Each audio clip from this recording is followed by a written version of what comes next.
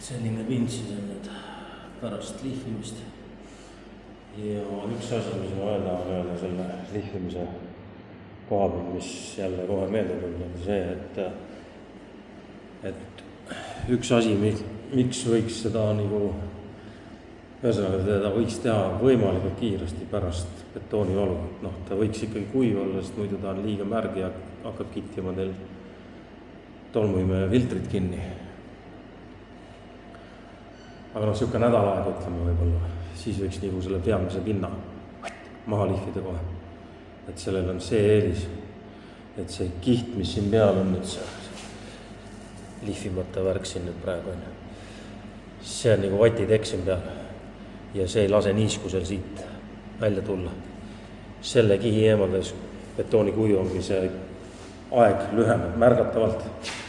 See on jälle Soome kogemus, et Soomes mõõdetakse betooni niiskust puurimise teel betooni sisse. Pannakse torud, andurid sisse, need seisavad seal ööpäeva vist ja siis pannakse masin järgi, vaadatakse palju niiskust kogunes selle toru sisse nii-öelda.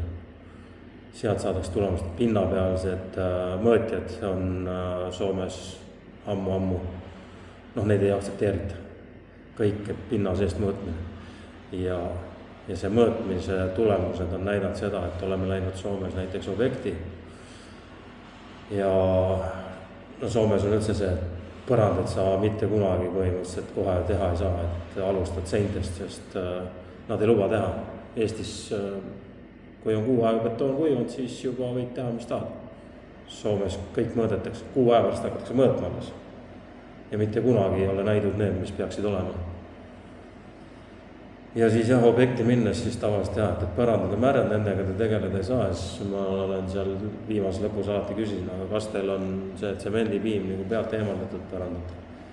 Ei ole, ma mõtlen, aga siis tehke seda või me hakkame seda ise tegema, et ise teate, siis maksate oma meestele või maksate meile, et lihvimine puhtaks.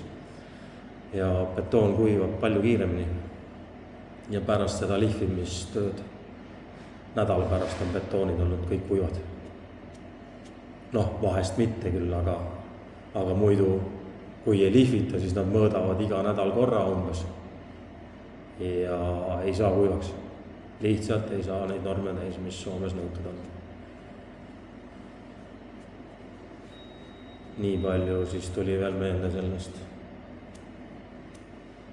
lihvimise nagu vajadusest.